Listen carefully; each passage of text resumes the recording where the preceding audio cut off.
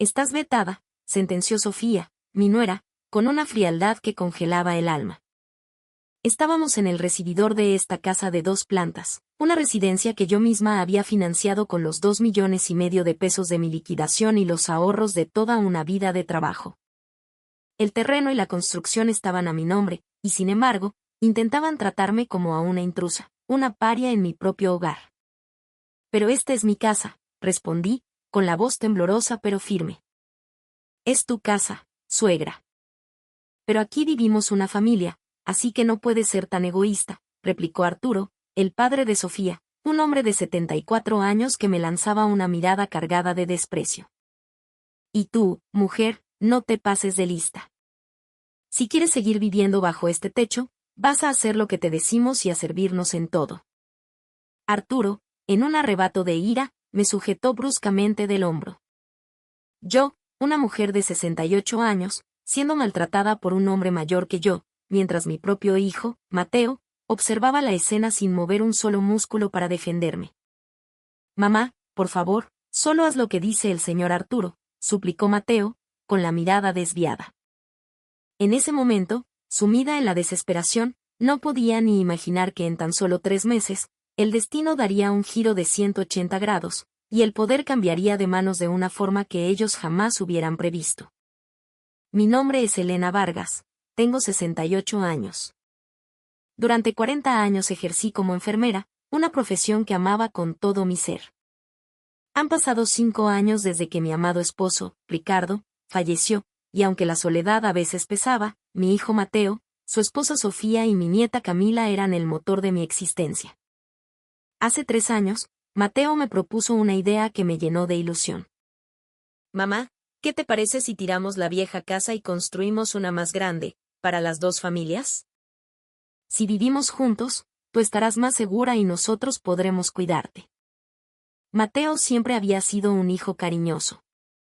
Sofía, su esposa, era una mujer educada y atenta, y mi nieta Camila me adoraba. Me encanta la idea, hijo, pero me preocupa el costo de la construcción, admití. No te preocupes, mamá. Podemos construir una casa que se ajuste a tu liquidación y tus ahorros. Después, nosotros nos encargaremos de todo lo demás. Y así fue. Aporté la mayor parte de los 2,5 millones de pesos, y como el terreno ya era de mi propiedad, la nueva y espaciosa casa se construyó sin deudas, a mi nombre. El día que nos mudamos, la emoción era palpable. Suegra, muchísimas gracias. Jamás olvidaremos este gesto, dijo Sofía, inclinándose con una gratitud que parecía sincera. Abue, gracias por construirnos una casa tan grande, exclamó Camila, abrazándome con todas sus fuerzas.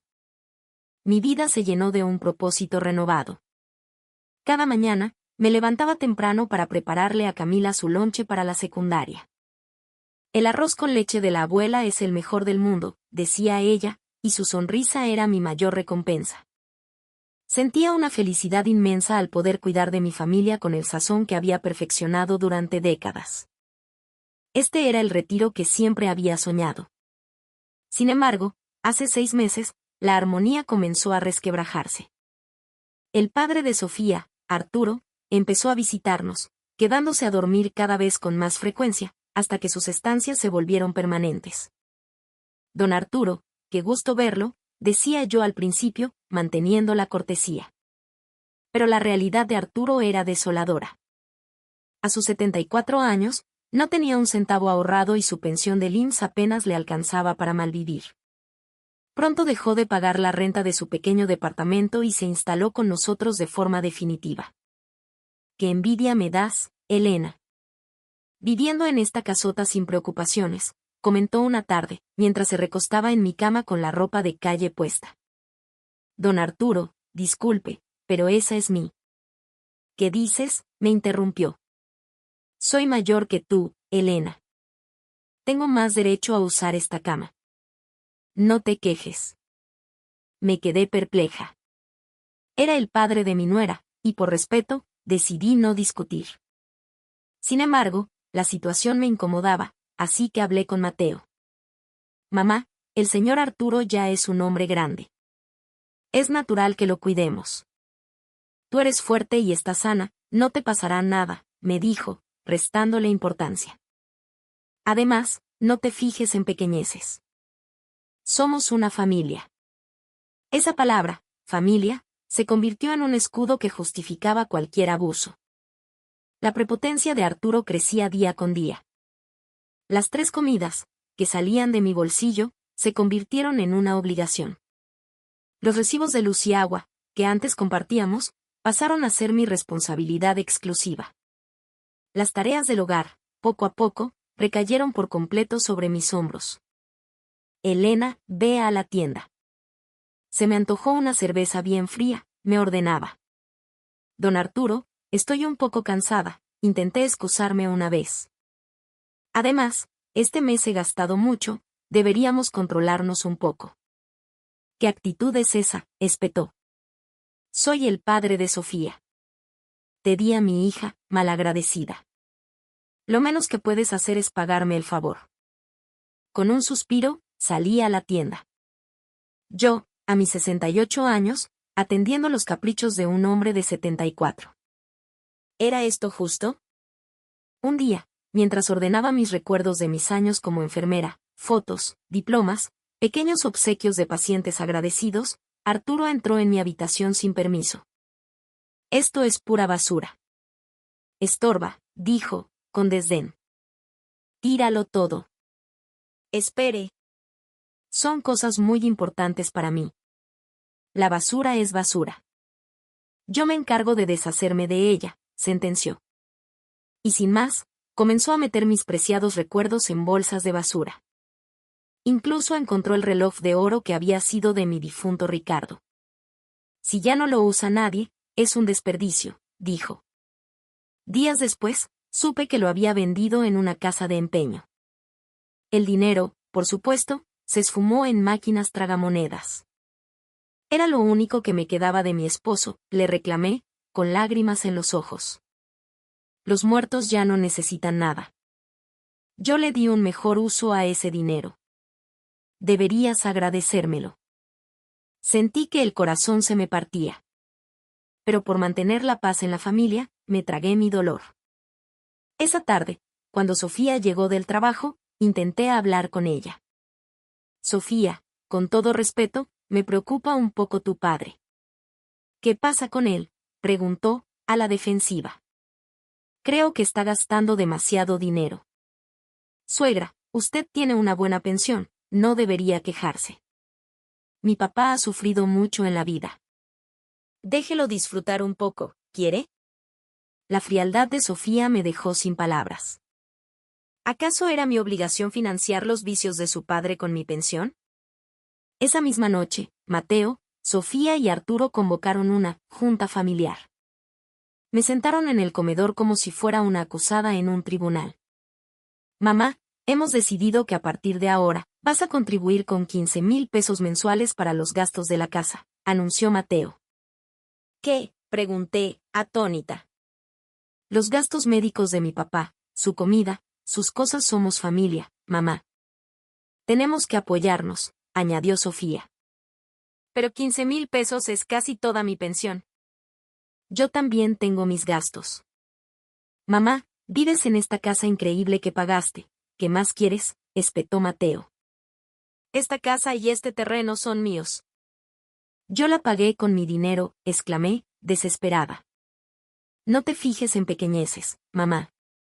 Somos familia, repitió él, como un disco rayado. Esa frase de nuevo. Somos familia. Como si esas 2 palabras les dieran derecho a todo. El primer mes después de empezar a darles los 15,000 pesos, mi situación económica se volvió precaria. Pero eso no era todo. Arturo seguía exigiéndome dinero extra para sus gastos médicos, sus taxis y, sobre todo, para su vicio del juego, dinero que yo tenía que sacar de mis menguantes ahorros. Elena, llévame al hospital, me ordenaba. Don Arturo, le pido un taxi, sugería yo. ¿Para qué gastar? Tú tienes coche, tú me llevas. A mis 68 años, manejar me ponía nerviosa, sobre todo en el tráfico de Guadalajara. Pero sí me negaba, su mal humor era insoportable. Voy a las maquinitas, dame para mis gastos. Por favor, don Arturo, deje de malgastar mi dinero de esa forma. El ocio también es una necesidad. No seas tacaña. Dame 1,000 pesos. Y al día siguiente, otros 1,000. Sus demandas eran cada vez mayores. La relación con mi nieta Camila también se enrareció. Un día, como de costumbre, le entregué su lonche. Camila, mi amor, hoy te preparé tus enchiladas favoritas. Abue, ya no me hagas lonche, por favor, dijo, sin mirarme. Mi abuelo Arturo dice que tu comida es de pobres. Sentí como si me clavaran un puñal en el pecho.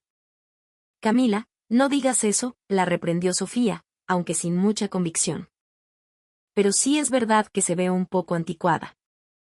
No es lo que les gusta a los chicos de ahora.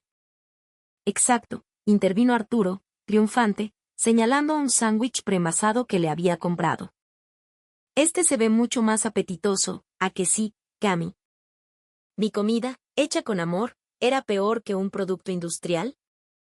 Días después, Sofía me llamó. Suegra, ¿podría apoyarnos con 10,000 pesos para el viaje de estudios de Camila? Claro que sí, hija. Para mi nieta, lo que sea. Me sentí feliz de poder ayudar. Sin embargo, al día siguiente, vi a Sofía darle 5,000 pesos a Arturo, para sus gastos. La sangre me hirvió. Me pedían dinero para la educación de su hija, pero financiaban los vicios de él con su propio sueldo. La contradicción era insultante. El golpe de gracia llegó una tarde. Estaba descansando en mi habitación, viendo mi telenovela, cuando Arturo entró. Elena, quítate de ahí. Voy a ver el fútbol. Don Arturo, estoy muy cansada. Yo soy hombre, necesito mi propio espacio. De ahora en adelante, tú dormirás en la sala. Esta será mi habitación. ¿Qué? Como lo oyes. Eres mujer, te aguantas. Es lo que te toca. No podía creerlo. No solo me despojaba de mi espacio, sino que me condenaba a dormir en un sofá. Volví a hablar con Mateo, con un último hilo de esperanza. Mamá, hazle caso. Tu cuerpo está acostumbrado al trabajo duro. El señor Arturo es mayor y más frágil. Pero yo también tengo 68 años, protesté. Tú fuiste enfermera, sabes cuidarte. Él te necesita más, concluyó, dándome la espalda. Mi propio hijo me había abandonado. Esa noche, y las siguientes, dormí en el sofá de la sala. El dolor de espalda se volvió insoportable, pero sí me quejaba, solo me decían que era una exagerada. Si no te gusta, te puedes ir, me espetó Sofía un día. Esta casa es mía, le recordé. El papel dirá que es tuya, pero esta es la casa de nuestra familia. Y si no te gustan nuestras reglas, la puerta es muy ancha. De nuevo, la misma cantinela. Porque somos familia, debo soportarlo todo. ¿De verdad creían que eso era una ley universal? La arrogancia de Arturo alcanzó nuevas cotas. Yo soy el hombre de la casa y el mayor. Me obedeces y punto. Pero don Arturo. Cállate, vieja insolente, me gritó. 74 años contra 68. Y me llamaba, vieja insolente. ¿Acaso la edad le daba un poder absoluto sobre mí? Un día, su codicia cruzó un nuevo límite. Elena, ¿cuánto dinero tienes ahorrado en el banco? ¿Por qué pregunta eso? Es patrimonio familiar, tengo derecho a saberlo. Y a administrarlo. Mañana vas al banco y lo sacas todo. Yo lo guardaré. Sentí un terror helado recorrer mi espalda. No solo querían mi pensión, ahora iban por los ahorros de toda mi vida. Tumbada en el duro sofá, en la oscuridad de la sala, me pregunté, ¿esto es una familia? Un grupo de personas que consume mis bienes, me trata como a una sirvienta y me despoja de mi dignidad. ¿Dónde está el amor en todo esto? Si mi Ricardo viviera, ¿qué pensaría? ¿Se quedaría de brazos cruzados viendo cómo me humillan? Ricardo, mi amor, ¿qué hago?, susurré a la foto que guardaba en mi cartera. No hubo respuesta, por supuesto. La decisión era mía y solo mía. Y en esa larga y dolorosa noche, tomé una. No iba a permitir que mi vida terminara así. Los años que me quedaban los viviría con la dignidad que me merecía. Y para eso, tenía que luchar. A la mañana siguiente, cuando Arturo volvió a gritarme, fuera de mi cuarto, vieja insolente, vi mi oportunidad. Qué bueno que había aprendido a usar el smartphone. Activé la grabadora de voz. Esa frase era una prueba contundente. Y recordé que tenía una aliada poderosa, Isabel, la hermana de mi difunto esposo, una prestigiosa notaria pública. Sin dudarlo, la llamé. Elena, querida, lo que me cuentas es una barbaridad, exclamó Isabel, con el rostro enrojecido por la ira a través de la videollamada. Pero legalmente, tienes todas las de ganar. ¿A qué te refieres, Isabel? La casa y el terreno están a tu nombre. Eso significa que tienes el derecho absoluto de vender la propiedad cuando te plazca. ¿Venderla? La palabra resonó en mi cabeza como un trueno. ¿Pero mi hijo y su familia viven ahí? Viven ahí por tu generosidad, Elena. Legalmente, son ocupantes sin ningún derecho. Lo que están haciendo contigo, quitándote 15,000 pesos al mes, podría considerarse abuso económico contra un adulto mayor.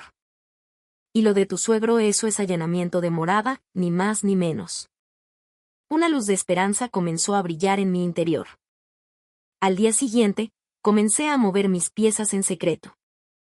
Mi primera parada fue una residencia para mayores de alto nivel. Señora Vargas, esta es una de nuestras suites individuales, me dijo la directora. Era una habitación preciosa y luminosa, con su propio baño y una ventana con vistas a un jardín exuberante. ¿Cuál es el costo de ingreso? Tenemos planes que van desde los 700,000 hasta el 1,5 millones de pesos de cuota inicial. Con mis ahorros, podía permitírmelo perfectamente. Es maravilloso. Me gustaría iniciar los trámites, dije con una sonrisa. Luego, contacté a una agencia inmobiliaria para tasar mi casa. Es una propiedad magnífica, señora Vargas. De construcción reciente y en una excelente zona. Fácilmente podría venderse por más de 3 millones de pesos. Quizá hasta 3,5. 3 millones, una cifra que superaba con creces los 2,5 que había invertido. ¿Sería posible venderla rápidamente? Con estas características, le aseguro que en menos de un mes encontramos comprador. Sonreí para mis adentros. Todo encajaba. Mientras tanto, mi familia vivía en una nube de autocomplacencia. Mi mamá no sería capaz de hacer algo así a nuestras espaldas, le escuché decir a Mateo, después de verme hablar por teléfono con una amiga. Es puro drama de vieja. No hay que hacerle caso, añadió Sofía. Esa mujer no tiene las agallas. Es increíble que siquiera lo piense, remató Arturo. Me subestimaban por completo. Creían que dependía de ellos. Un día, escuché una conversación que me heló la sangre. Si mi mamá se larga, que nos deje por lo menos 1 millón de pesos de finiquito, dijo Mateo. Claro, secundó Sofía. Por todo el tiempo que la hemos cuidado. Hay que exprimirla bien antes de que se vaya. Es lo justo. Le hemos hecho el favor de vivir con ella, afirmó Arturo, el mismo que me hacía limpiar su habitación y me exigía dinero a diario. Planeaban robarme 1 millón de pesos. Con el pulso acelerado, activé la grabadora de mi teléfono. La evidencia se acumulaba. Llamé a Isabel y le conté todo. Ella preparó una notificación notarial. Incluiremos una orden de desalojo en un plazo de 30 días y la advertencia de un posible lanzamiento forzoso. ¿De verdad es necesario llegar a tanto?, dudé. Elena, no has hecho nada malo. Estás defendiendo lo que es tuyo. Es tu derecho. Isabel incluso me puso en contacto con un abogado. Señora Vargas, su caso es legalmente impecable. De hecho, la conducta de su familia es la que podría tener consecuencias legales: abuso, extorsión. respiré hondo. La ley y la moral estaban de mi lado. Poco después, firmé el contrato de compraventa de la casa. El comprador era una empresa de inversión que pagaría de contado. La entrega estaba programada para finales del mes siguiente. Todo marchaba sobre ruedas. Durante ese tiempo, la tiranía de Arturo continuaba. Elena, nos vamos a ir de viaje a San Miguel de Allende. Danos el dinero. Ya no tengo dinero, don Arturo. No mientas, sé que tienes ahorros. Esos son para mi vejez. Tus ahorros son patrimonio familiar. Te lo he dicho 1000 veces. Grabé también esa conversación. Ya tenía pruebas más que suficientes. Mi familia seguía sin sospechar nada. ¿Qué podía hacer una anciana de 68 años? Me subestimaban. Pero no conocían la fortaleza que forjé durante 40 años como enfermera, la paciencia que aprendí cuidando a mi esposo en su enfermedad, sobre todo, la férrea determinación de defender mi dignidad. Mañana llegaría la notificación notarial. El momento en que su arrogancia se haría añicos estaba a punto de llegar. Los trámites para mi ingreso a la residencia estaban listos. Mi nueva vida estaba por comenzar. Vas a ver, Ricardo, le susurré a su foto. Tu esposa es una mujer fuerte. Mañana, comenzaría mi contraataque. El día señalado llegó. A primera hora de la mañana, un mensajero entregó un sobreoficial. ¿Qué es esto?, preguntó Sofía, desconcertada. Mateo y Arturo se acercaron. Dice, notificación de desalojo en un plazo de 30 días, leyó Mateo, palideciendo. Y que la casa ya se vendió. Que la entrega al nuevo propietario es inminente. Es una broma. Esa estúpida vieja no pudo haber hecho esto, gritó Arturo, incapaz de ocultar su pánico. En ese momento, entré tranquilamente en la sala. Buenos días. Veo que ya recibieron la notificación. Mamá. ¿Qué broma es esta?, exclamó Mateo. No es ninguna broma. He vendido la casa. Los tres se quedaron mudos. Jamás imaginaron que cumpliría mi palabra. No puedes hacer algo así. La casa está a mi nombre. La pagué con mi dinero. ¿Por qué no podría venderla? Pero nosotros vivimos aquí, gritó Mateo. Vivían aquí por mi buena voluntad. Pero esa buena voluntad se ha terminado. Sofía rompió a llorar. ¿Por qué haces esto tan de repente? ¿De repente? Llevo 6 meses soportando sus humillaciones. Me quitaron mi cuarto, me obligaron a dormir en un sofá, me despojaron de mi pensión y pisotearon mi dignidad. No pienso seguir viviendo con ustedes un día más. Arturo, recuperando su arrogancia, espetó, ¿y yo qué voy a hacer? Si me corres de aquí, no tengo a dónde ir. Ese no es mi problema. Usted abandonó su departamento para instalarse en mi casa por la fuerza. ¿Qué corazón tan frío tienes? Así le hablas a tu familia. ¿Familia? ¿Usted me considera familia cuando me llama, vieja insolente? ¿Cuándo me roba mi cuarto y vive de mi dinero mientras me desprecia? Te voy a enseñar a respetarme, bramó, abalanzándose sobre mí. Adelante, dije con calma. Convierta esto en un asunto penal. Pero imagine las consecuencias. El rostro de Arturo se tornó lívido. Mateo intentó mediar. Mamá, vamos a hablar. Tiene que haber una solución.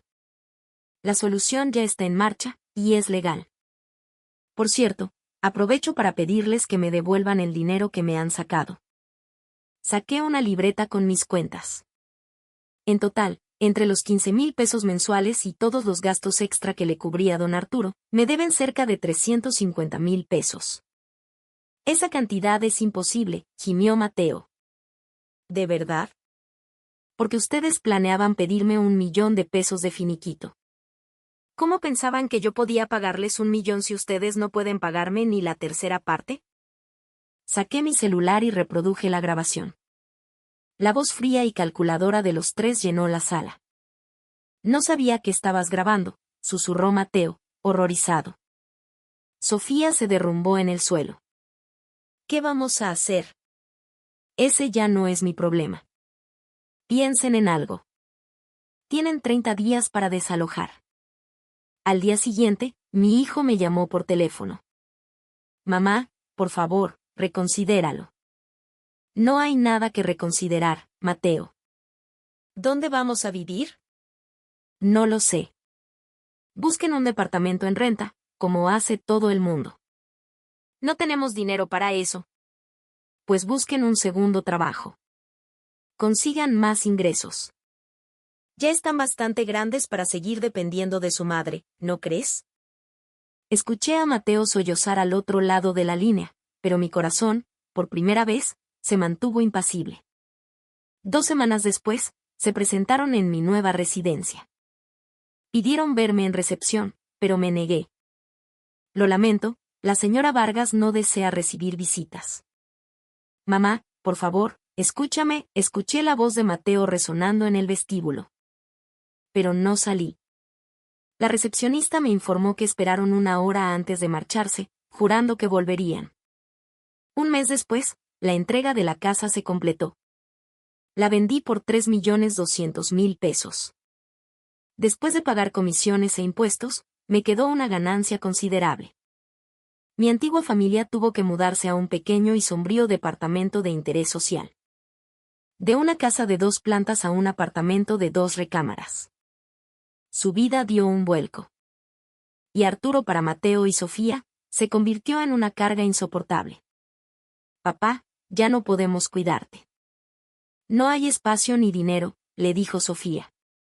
Expulsado, Arturo terminó en un asilo público de bajo costo, un lugar deprimente con habitaciones compartidas, comida escasa y personal indiferente. Su salud se deterioró rápidamente. 3 meses después, recibí una llamada de Sofía. Suegra, mi papá está muy mal. Por favor, ayúdelo. Mientras le escuchaba suplicar, yo contemplaba el hermoso jardín de mi residencia.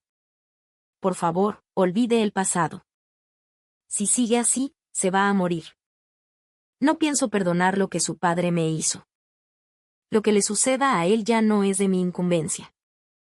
Es que en ese tiempo no teníamos dinero. ¿Qué no tenían dinero? Me estaban quitando casi toda mi pensión. Eran ustedes los que vivían a mis expensas. Ahora solo están pagando las consecuencias. Sofía se quedó sin palabras. Suegra, mi papá llora todos los días. Dice que quiere pedirle perdón. De fondo, escuché la voz quebrada de Arturo. Elena, por favor. Fui un imbécil, perdóname. Ayúdame. El hombre que me había llamado, vieja insolente, ahora me rogaba entre lágrimas. Don Arturo, usted destruyó la relación que yo tenía con mi hijo y su familia. Y usted ni siquiera es mi familia, es un extraño que invadió mi casa. No tengo ninguna obligación de ayudarlo. Por favor, Elena, otra oportunidad. Suspiré. ¿Usted me dio a mí alguna oportunidad? No supo qué responder. Suegra, sé que nos equivocamos, intervino Sofía. Pero mi papá ya tiene 74 años. ¿Y qué? ¿Acaso no fueron ustedes quienes me dijeron que a mis 68 años yo era fuerte y podía aguantar todo? Entiendo que quiera ayudar a su padre, Sofía, pero no me pida esa ayuda a mí. Me levanté y me acerqué a la ventana. Los cerezos estaban en flor. Sofía, dígame una cosa. ¿Por qué me busca ahora? Porque somos familia. Yo ya no los considero mi familia. Para mí, ustedes son parte del pasado. El llanto de Sofía se intensificó. Camila también llora. Dice que quiere ver a su abuela. ¿La misma Camila que dijo que mi comida era de pobres? Era solo una niña. Tenía edad suficiente para saber lo que decía. Miren, ustedes nunca me trataron como familia. Y yo ya no los veo como tal. Además, yo ya tengo una nueva familia aquí. Mi vida en la residencia era más plena de lo que jamás imaginé. Usaba mi experiencia como enfermera para ayudar a otros residentes, cuidábamos el jardín juntos, jugábamos a las cartas. Había encontrado una comunidad de respeto y afecto genuino. Mamá, te juro que no volveremos a tratarte así, me llamó Mateo al día siguiente. Es demasiado tarde, hijo. Ya no tenemos nada que ver. Una semana después, se presentaron en la residencia sin anunciarse y llegaron hasta la puerta de mi habitación. Mamá, abre, por favor. Mi papá se está muriendo, gritaba Sofía. Ese es problema de ustedes, no mío, respondí a través de la puerta. Por favor, se lo ruego de rodillas. Luego, escuché la vocecita de Camila, abuela, perdóname. Tu comida sí me gustaba mucho. Por un instante, mi corazón vaciló. Pero la razón se impuso. Era demasiado tarde. Váyanse de aquí o llamaré a seguridad, dije con firmeza. El personal del asilo los escoltó fuera del edificio. Meses después, supe que Arturo había muerto en aquel deprimente asilo. Sus últimas palabras, según me contaron, fueron: estoy viviendo esta miseria por culpa de Elena. La vida de Mateo y Sofía se complicó aún más.